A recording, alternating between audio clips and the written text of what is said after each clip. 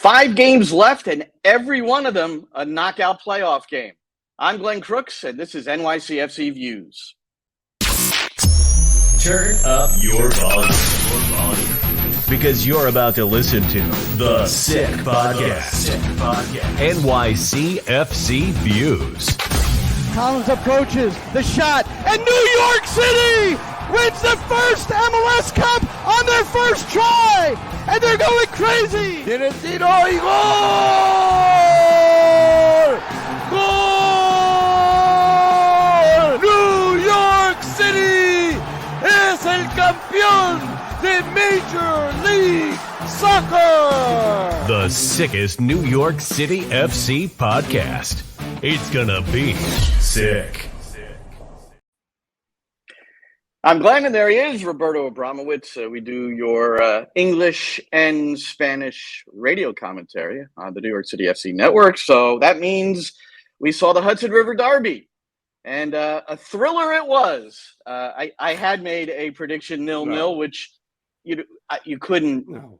That's not necessarily a bold prediction. New York City going into the game with 28 goals, Red Bulls 24 goals going in, and these two teams, gave some proof as to why they have had difficulties putting the ball in the back of the net. But it was a scrappy affair, right, Roberto? I mean, I suppose this is what you expect in a derby. As Bill Parcells used to say, the standings tell you who you really are, and that's exactly who they are. It is what it is. They're both incomplete teams, and they both tried, but I mean, when it comes to playing the Red Bulls, I mean, they try not to let you play, and they were very successful at that. And they try to, counterattack off your turnovers and quickly go to goal. And they had a lot of early opportunities to do that, and they showed what their big problem is as well. They can't shoot straight either. So that was that. And then, the first half was horrific. New York City had a couple of chances when they went over the top with Moussef Bakrar, and then he fubbed his 2 chances that he had and didn't even get them on goal. So shots on goal, or shots rather, not even shots on goal. Shots in the first half were 7-0 for the Red Bulls. And then in the second half, it turned around. New York City had 9. The Red Bulls had 4. New York City had a chance, and that was that. First shot on goal. It was. Yeah, did you mark? That was. Did you mark down Did you mark down when the first shot on goal was for New York City in the 83rd minute? Stay awake. Julian Fernandez in the 83rd minute, and then the only other shot on goal for New York City should have been a goal. Thiago Martins, about 6 yards out, he had the entire goal to shoot for, free header. And he hits it right at Carlos Coronel. So, and I suppose that's emblematic, symbolic. I don't know what other words you'd use to for how the season has gone. I don't know. Yeah. Well, I'm just saying. So then you had Sandy Rodriguez drawing fouls everywhere, but not the one that was in the penalty area. That's the only thing. No one really brought that up to Nick. I didn't bring it up to him. On our pregame chat, which we're going to hear from Nick on a couple of clips here in a moment, but that didn't really come up. And I think the last time something came up about a penalty, he just said, we had enough other chances to score. I'm not going to give the referees a hard time on this one. And, and I kind of feel the same way. Yeah, I agree. I mean, it's, this is what now, game number 3 or 4 already of the 5-game homestand. So it just 3 hasn't been good enough. It's just been 1 win and 2 ties. Well, unbeaten. I guess you could look at it that way. Unbeaten. Yes. If you want to look at it from the positive side, they are unbeaten. As a matter of fact, New York City unbeaten in its last 3. The Red Bulls have not won in their last 4. They actually lost 3, and this is the only tie. And you know how after the game we get these little insights from Opta or Elias, whoever it is. Right. We get these insights on the thing. Yeah, they only had 2, and those are the only 2. After that, they're like, we give up. We don't. There's nothing else to talk about in this game. There really wasn't much. There really wasn't much to talk about, unless I guess. Well, here's one. Here was a halftime one. Here was a halftime one, Roberto. And I'm Okay. sorry that I'm stepping on you at some point. Yes. There's a slight delay. There's a slight delay on your end, and you're not hearing me until I don't know what. But let's get through this. At halftime, New York City has stopped the opposition from scoring a first-half goal in 19 of their 29 games. There's only 2 teams in MLS who have a better record than that. St. Louis City is one, and the next opponent, Orlando, 20 times they've prevented the opponent from scoring the first half. That's who you're up against. You're also up against the best road team in MLS, by far. I mean, they've got 7 wins, 3 losses, 4 draws, something like that on the road. So it's crazy, and that's what you got on. And then they're coming off this ridiculously dramatic win. But can I get to? Yeah. I want before we Against leave a very good team in Columbus. Yeah, heck yeah. So the Red Bull game. Keaton Parks unfortunately went down with his ankle injury in the first half. We thought it might be more severe than it turned out to be. Nick expects him to be able to play at some point before the end of the regular season. Can I interrupt you one second? Was he training today? No, he wasn't training. He was out yesterday, but he wasn't training.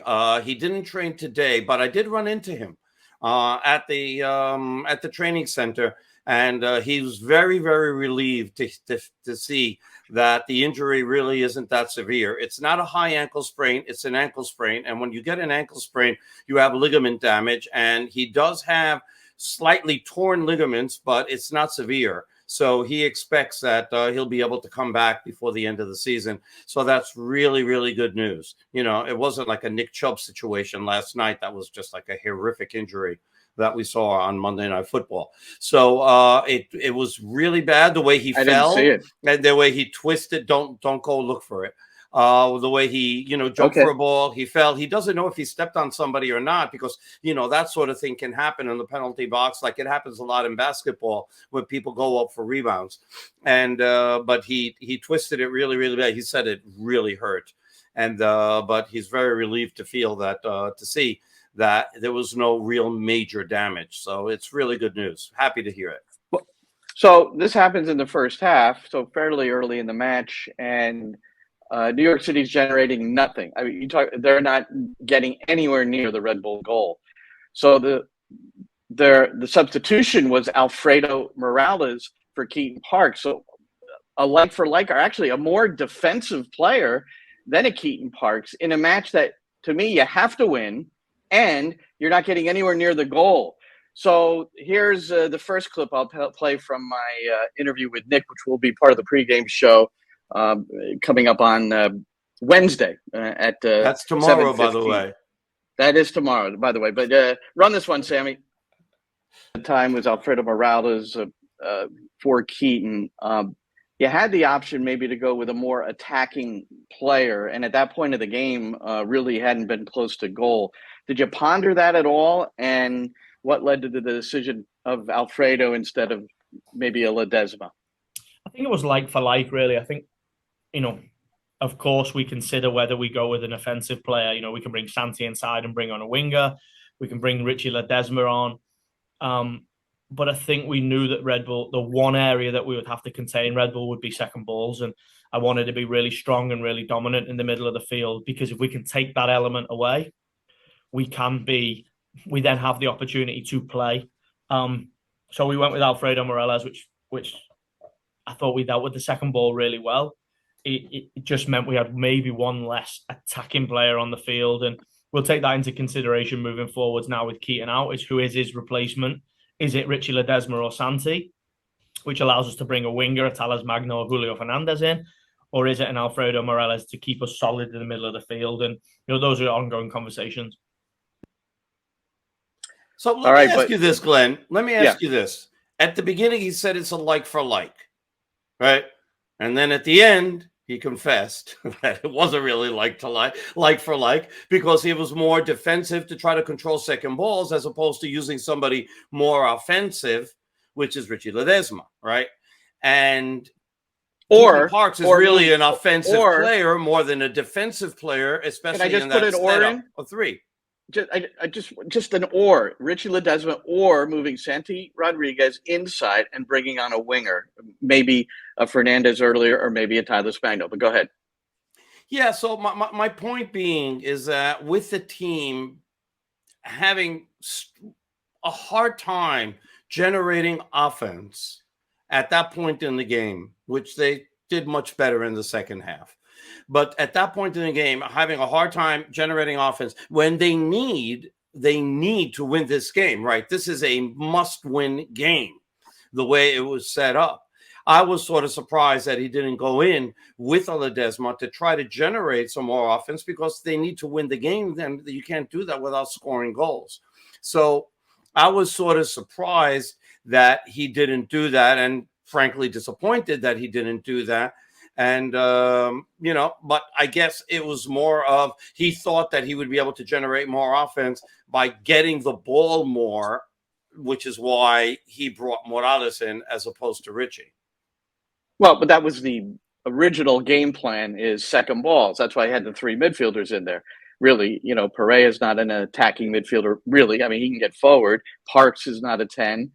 And Sands, so it was really 3 minutes. So the injury occurred at the 37th minute. So Alfredo Morales came in. So the decision was not Richie Ledesma, not Tylus Magno, not Julian Fernandez. Now, another post-game comment, which I thought was interesting, and really the way he said it, Nick Cushing, that is, the head coach, is that he made it. I thought the way it came out is that Tylus Magno's playing 90 minutes the next 2 games, but maybe he meant 90 minutes total in the next 2 games.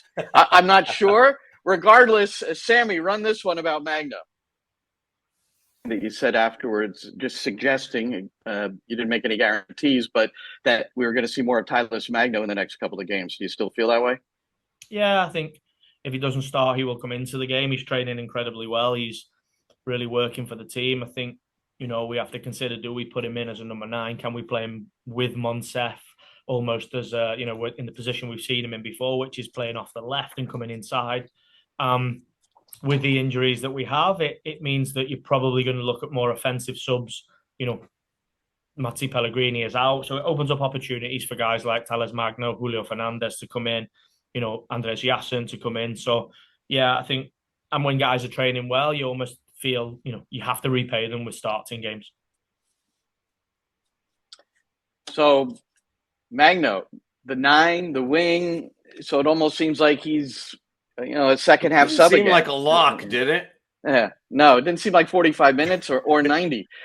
So we'll see. That remains to be seen. We'll see. I think that the team has to stop the Magno at number 9 experiment. I think that we've seen enough of it where we understand that it doesn't work.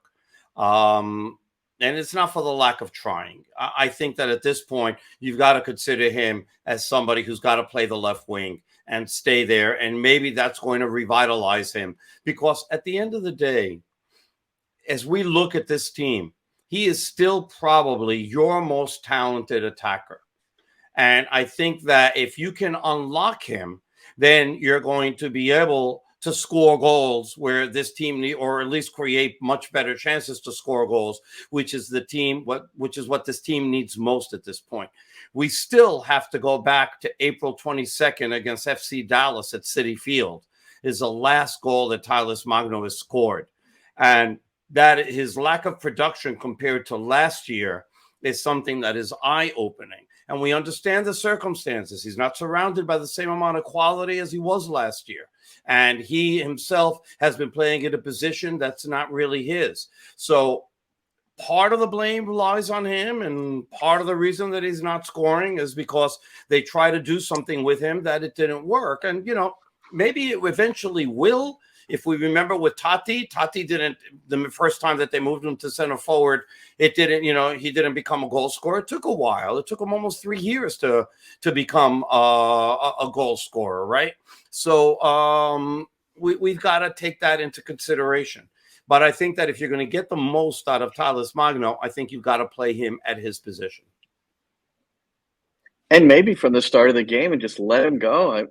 You talked about you went through all the different things there, and true, but why does that impact the way you strike the ball and put it on target? He's had goal scoring opportunities that have just, I have never seen a player scuff so many shots. miss the target so dramatically in something that's really close to goal. But hopefully he can. I'll ask you the I just hope. question. Yeah. Let me ask you the question. So you presented the problem. Do you think that part of it is because he's playing in an unfamiliar position, that his mentality is sort of out of whack, and that just affects everything that he does?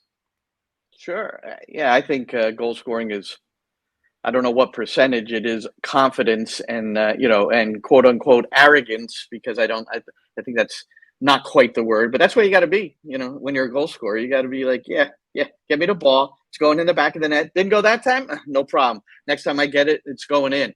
And we haven't felt that from really anyone in the club this year. I mean, anyone. No. Maybe Pereira, but now. Well, that's why your leading scorer on the team right now only has 4 goals. Yeah. And then look at the Orlando list and the number of goals being pumped out there by a guy named Duncan McGuire, 8 goals. Facundo Torres he's a wonderful player. He's got 12 goals, just for instance. And I didn't realize this. I saw this, maybe MLS put this out, but if the next point that Orlando gets will tie their point record as a franchise. They started the same year New York City did, 2015.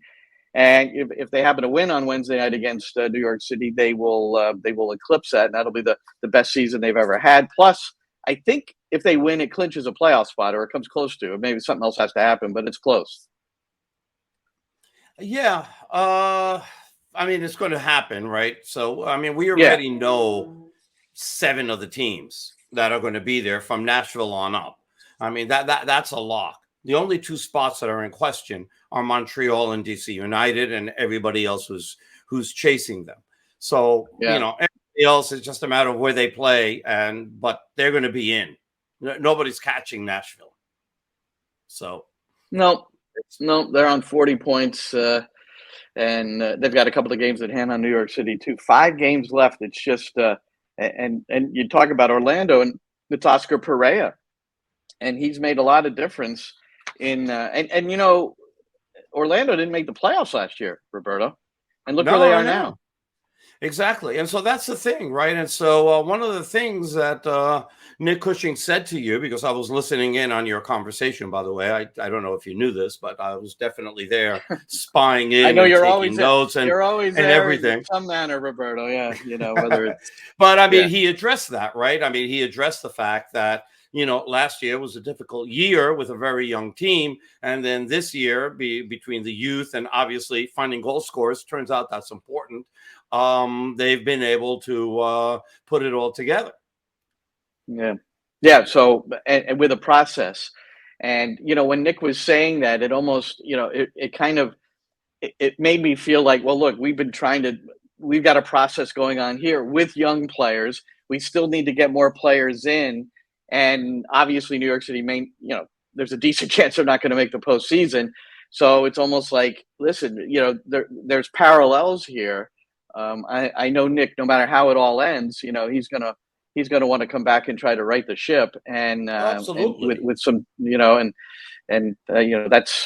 that's another conversation that he'll have with club executives at the end of the year. And I'm going to say something now that I hope that a large part, I don't know if it's, maybe it's not a large part, but a part of the fan base, I know, please don't throw anything at your computer screen or throw your computer to the wall, or your phone or whatever you're watching this podcast on, if you're watching or listening. And Nick deserves the chance to right the ship because he hasn't been given all the tools to be successful this year. And I think that if he had, I think that this team would be better. Look, if I was talking to somebody after the game, okay, somebody who's very, understands the team very well. I'm just going to leave it there. And one of the topics of discussion that we had about what went wrong with the team this year was about strikers. And it's not just a matter of not having striker, but the quality of striker. And then he asked me a question that made me like all of a sudden think, and I hadn't really thought of it in that way. And he said, what team has won MLS Cup recently that didn't have basically a $10 million striker on their roster. And you start going back and you start thinking about the teams that have won and who they won with, and you start understanding that is a really important piece to the puzzle. So last year, Vela and Bale, and you have Bouanga, and you have, what was it? What was it? Rossi, who was there at the end of Chicho Arango was there at the end of the year. I mean, look at what they had, okay, to be able to win. Before that, it was New York City with Tati Castellanos. Before that, you had Columbus and Lucas Elarayan. Before that, you know, I don't know how far back we have to go. We had Toronto when Jovinko was, playing lights out, and you still had a Josie Altidore that was still an extremely effective player in this league. So you've got point teams, well made. Yeah, no, it's a okay. point. You've got teams all the way back to then that if you want to win this league, this is how you do it. You've got to have a prime striker to be able to get this done. Now, look what the hell is happening with Inter Miami. You know, ever since they brought in a $50 million attacker in Leo Messi, and then, of course, they got a whole bunch of other pieces, mind you. I mean, they can't lose aside from that game against Atlanta. No, but your point is really well taken. But it's not about winning MLS Cup. Yeah, that's everybody's goal. New York City was not going to win MLS Cup this year. I mean, I'm saying that with all due respect. If they get into the playoffs, it's not a team made to win MLS Cup. Sorry. I mean, I think we've seen that along the way. We're just talking about, can they get into the playoffs, Roberto? And maybe, yeah, the striker aspect has been crucial. I mean, your leading goal scorer right now has 4. I mean, that's crazy. It's absolutely crazy. And Gabby Pereira only had 6, when he left town. So it wasn't like he was prolific. He was the best they had, but you wouldn't call him a striker in this, for a successful team, 10, 12, 14 goals. That's what's got to happen. Facundo Torres has 12 goals running out of the midfield a lot of the times, or attacking mid from the middle. Sometimes he's a winger. It's just, it's about just what could you've had or what could have been done just to get into the playoffs, even though mathematically it's still a possibility. I don't know. So what happens now is that, and Sammy, get ready with clip number 4. So, you know how coaches have said this in the past, but obviously it's true. There's only 5 games left, Roberto. So we talked about the importance of these games. Go ahead, Sammy. Say that every game from here out is a playoff elimination game, like a knockout game. I mean, I know that will be your approach, but it's starting to border on the reality. Yeah, it's playoff football. Ultimately, I said this to the team, this is playoff football, because if you look, we need points, and especially when we're playing the teams in and around us, like we did at Red Bull in Montreal, and like we will at DC and Chicago and those teams, it's almost like you win and you're in, and you lose and potentially you're out. So, of course, there's a mathematical situation to this. You're not out until you're mathematically out. But we know that 3 points will really, really help us push on to the next game. So we have to treat it like playoff football, and we have to play with the real passion and desire that we have played in previous years in playoff football. And just that was recorded a little bit earlier in the day on Tuesday, the day before the game, when we're actually recording this too. But so that's, you've heard it before, but I don't know how many times, Roberto, we probably already said this on the podcast, that you've called the game in your pregame intro, a must win. But the Red Bull game was a must win for both teams, I think. And, there's a feeling that it could be over for both. But you have to play. You got to play. And the thing is that the league has been extremely generous, because everybody who's in front of them haven't done anything to improve their situation any more than New York City or the Red Bulls, as far as that's concerned. True. And if New York City can win tomorrow, I mean, they might be 1 point out of a playoff spot, which is crazy as that sounds. Yeah. Oh man. All right. Let's Roberto, let's kick it around.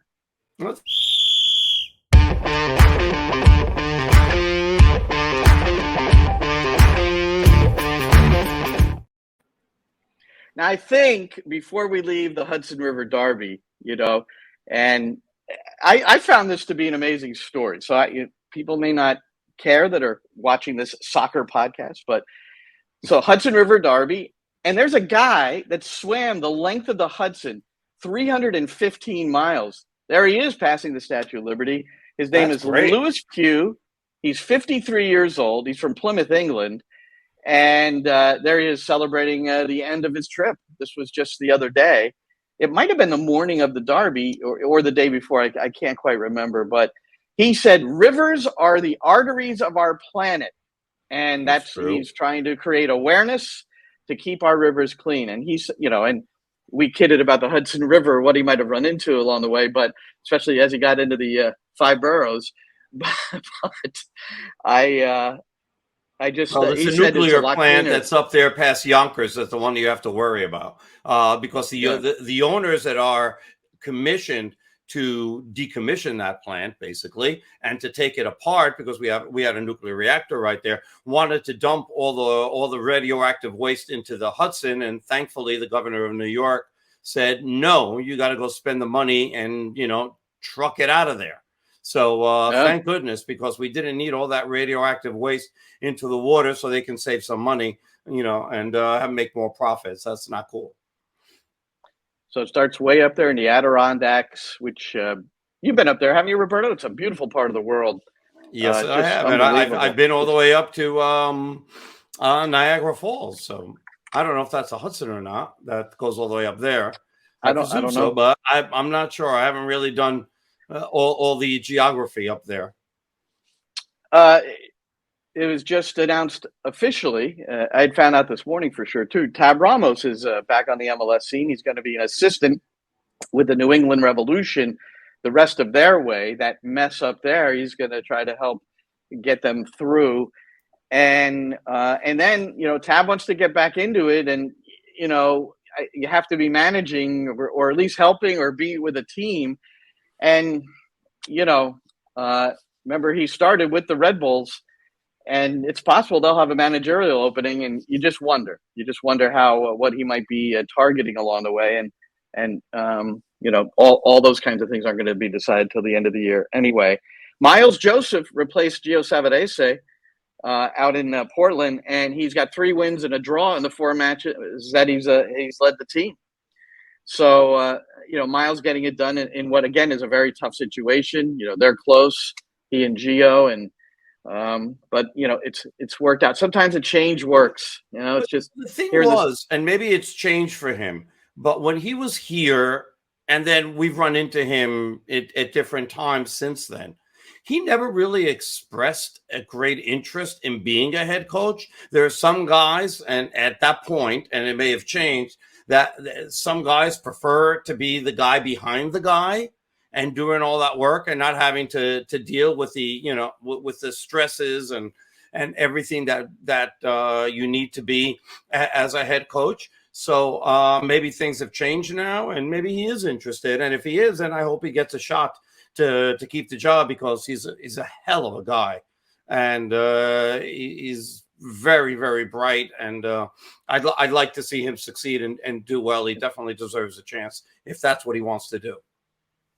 He is interested, and this is very much a trial period for him. So if it goes well, there's a good chance for him. All right, there's the MLS put out this announcement about a CF Montreal player. Sammy chose this. Here's the official.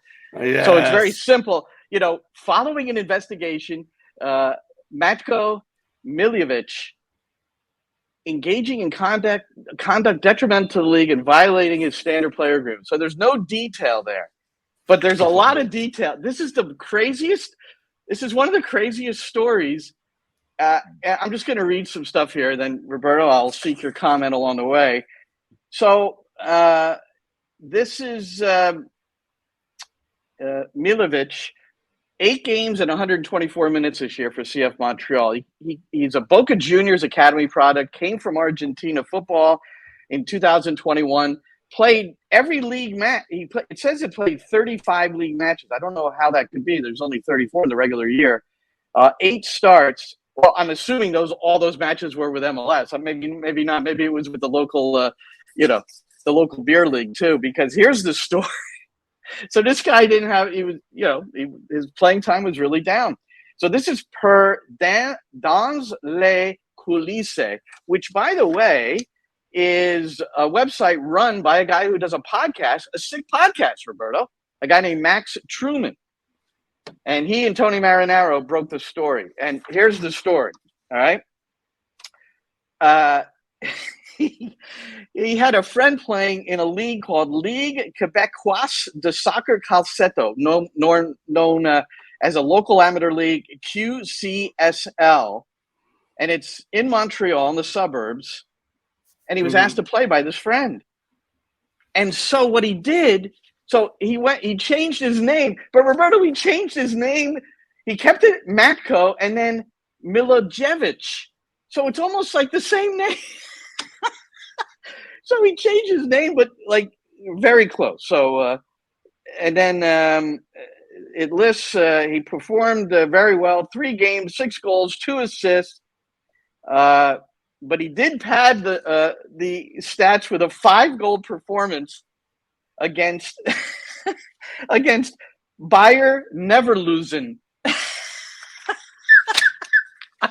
You can't make this up. And that's and then, pretty cool. Yeah. So and he got caught. I mean, obviously he got caught. Why couldn't he just say that his name was René Levesque or something like that, and nobody, probably wouldn't have drawn attention to himself. But the end of the story is he's on the he can't play for that league anymore because he was suspended because he punched somebody out while he was on the bench. Somebody came over and said something to him, and he decked him. And the victim is reportedly considering filing a criminal charge for assault. He changed his name from Matko Miljevic to Matko Miljevic. I just can't believe it, Roberto. But that's pretty much all I got. You got anything else to add? No, I don't. No, it doesn't get better than that. So Wednesday, big match. Obviously, it's Citi Field is the venue, and for Roberto and I, Roberto on the Spanish commentary, myself on the English commentary.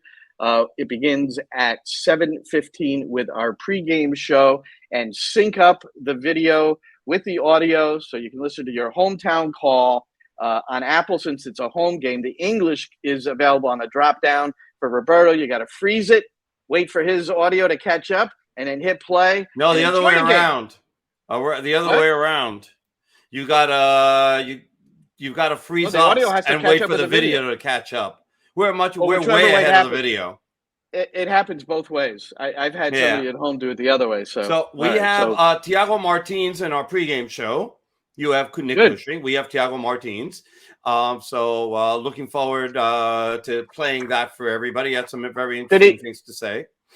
Can you give us one tidbit from that? Since I'm not going to be able to remember about. It was more about the team and how it came out. I asked him about how the team came out. I was a little bit surprised that with so much on the line that the Red Bulls were able to control like the first 15 minutes of the game. As a matter of fact, they had, I don't know if you saw this stat, but they had the ball in their offensive third for 44% of the time in the first 15 minutes of the game. So this is a New York City home game, and it's the Red Bulls that were more on the front foot than New York City. So I asked him about that.